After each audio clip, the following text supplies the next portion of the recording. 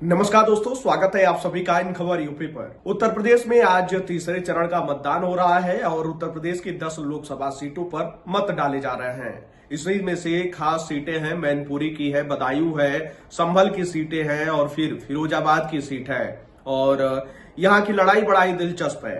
तो वहीं आज मैनपुरी में वोटिंग हो रही है और इसी दौरान सैफई में यादव परिवार ने वोट डाला, यानी कि अखिलेश यादव, डिंपल यादव और उनकी बेटी अदिति यादव ने वोट डाला। और जब जो है मतदान केंद्र पे अखिलेश यादव पहुंचे थे तो उन्होंने मीडिया से बातचीत करते समय कहा कि इस चुनाव का मुद्दा गरीबी है, बेरोजगारी है, किसानों की आय दोगुनी नहीं हुई, ये तमाम मुद्दे हैं और इन मुद्दों पर जनता मुखर होकर मतदान कर रही है। जरा आप भी सुनिए कि अखिलेश यादव ने क्या कुछ कहा था। देखिए, ये भारतीय जनता पार्टी की चतुराई है, लेकिन जनता उन सवालों को नहीं सुनना चाहती है। जनता अपने सवालों पे जवाब भारतीय जनता पार्टी को देना चाहती है। जो लोग तुष्टीकरण की बात कर रहे हैं वो आत्म तुष्टीकरण में फंसे हुए हैं। जो लोग मनमर्जी काम करते हैं, मन की बात करते हैं, कम से कम उन्हें संविधान की बात और 140 करोड़ देश के लोगों की बात सुननी चाहिए। राम मंदिर मुद्दा है इस चुनाव में। देखिए, क्या मुद्दा है क्या नहीं, लेकिन गरीबी मुद्दा है, बेरोजगारी मुद्दा है, किसान की आय दोगुनी नहीं हुई, ये मुद्दा है। अखिलेश जी, समाजवादी पार्टी भारतीय जनता पार्टी को मुंह तोड़ जवाब देगी इस चुनाव में? देखिए, मुझे उम्मीद है कि जनता अपने जीवन को खुशहाली के रास्ते पे लाने के लिए भारतीय जनता पार्टी के खिलाफ मतदान कर रही है। अरविंद केजरीवाल की जांच एनआईए करने जा रही है। देखिए, जिसके हाथ में एजेंसी है, जैसे कहते हैं ना, जिसकी लाठी, अब भाई लाठी छीनने के लिए तो वोट पड़ रहा है। हर संस्था को इन्होंने खराब कर दिया। यही तो संविधान कह रहे हैं कि संविधान के को खतरा है। संविधान को खतरा तभी है ना, क्योंकि हर संस्था को इन्होंने अपने हाथ में ले लिया। जब संस्थाओं को अपने हाथ में ले लोगे, अपने पॉलिटिकल इंटरेस्ट को और पॉलिटिकल लाभ लेने के लिए इस्तेमाल करोगे, तो संविधान कहाँ बचा? बाबा साहब भीमराव अम्बेडकर जी का दिया हुआ संविधान के तहत जो अधिकार, जो सम्मान मिलना, तो वो कहाँ मिल रहा है? इसलिए हम कह रहे हैं कि संविधान जाएगा तो आरक्षण जाएगा।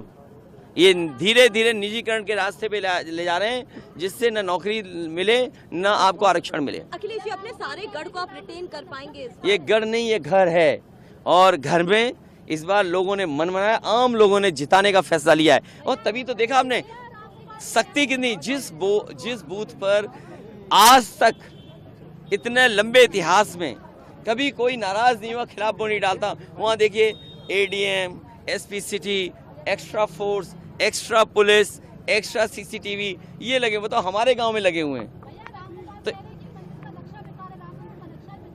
देखिए, मैं क्या कह रहा हूँ क्या नहीं कह रहा हूँ, लेकिन हम लोग बड़ी चीजें बड़ी अच्छी बनाते हैं। संविधान पर क्या आपका मत भी वही है जो राहुल गांधी का है? आप भी मानते हैं कि प्रियम्बल बदल देगी, संविधान बदल देगी?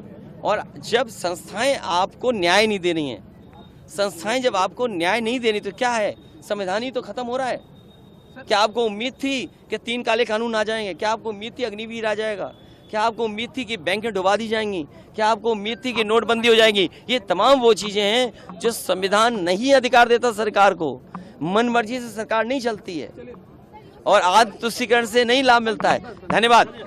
तो सुना आपने कि अखिलेश यादव ने क्या कुछ कहा था। तो वहीं जो है अलग अलग जगहों से झड़प की तस्वीर भी सामने आई, जहां की संभल में भी जो है आरोप लगाया गया कि समाजवादी पार्टी के कार्यकर्ताओं के ऊपर लाठीचार्ज की गई है। और वहीं जियाउर रहमान का बहस का भी वीडियो सामने आया, जहां पे वो प्रशासन से झड़पते हुए भी नजर आए। तो वहीं मैनपुरी से भी कई खबरें सामने आई, जहां पे ये ऐसा कहा गया कि वहां भी झड़प हो रहा है, समाजवादी पार्टी के कार्यकर्ताओं के ऊपर दबाव बनाया जा रहा है। इन तमाम मुद्दों को लेकर अखिलेश यादव ने क्या कुछ कहा, जरा आप सुन लीजिए। व्यवहार और प्रशासन का व्यवहार है वो ठीक नहीं है। ये फेस भारतीय जनता पार्टी को सफाया कर देगा। आप देखिए क्या हालत है, क्यों मारपीट हो रही। देखिए पुलिस क्या कर रही है। पुलिस कहाँ की तस्वीरें? ये संभल की है और यहाँ मैनपुरी का हमारे पास खबर आ रही है कि जहाँ समाजवादी पार्टी कार्यकर्ता नेता हैं उन्हें बंद कर रहा है प्रशासन। जो मंत्री हैं, उनके जो सहयोगी लोग हैं, परिवार के लोग हैं, वो खुलेआम घूम रहे हैं। अगर ये होगा तो लोकतंत्र सुरक्षित होगा। इसलिए मैं आपके माध्यम से अपील करना चाहता हूं कि लोकतंत्र को बचाने के लिए बाहर आएं, वोट डालें। हिम्मत और बहादुरी के साथ मुकाबला करें और वोट डालें। कितनी जगहों तो सुना आपने कि अखिलेश यादव ने क्या कुछ कहा है और किस तरीके से बीजेपी सरकार पर निशाना साधते हुए नजर आए। वहीं जो है उन्होंने कहा है कि चुनाव आयोग अब इस पर किस तरीके से कार्रवाई करेगा, इस पर भी उनकी निगाहें टिकी हुई है और लगातार जो है अलग अलग जगहों से तस्वीर ये सामने आई है। वहीं कई ऐसी जगह है जहां पे लोगों ने मतदान का बहिष्कार भी किया। उन्होंने कहा कि काम नहीं तो वोट नहीं, हमारी सड़कें नहीं बनी, हमारे जो है क्षेत्र में नेताजी नजर नहीं आए तो फिर वोट किस बात का। खैर, उनको मनाने के लिए स्थानीय नेता जुटे हुए हैं। अब देखना होगा कि वो लोग मानते हैं या फिर क्या होता है। लेकिन अखिलेश यादव द्वारा जिस तरीके से ये सवाल उठाया गया है और आरोप लगाया गया है, उस पर आपकी क्या राय है? आप अपनी राय कमेंट बॉक्स में हमें जरूर बताइएगा।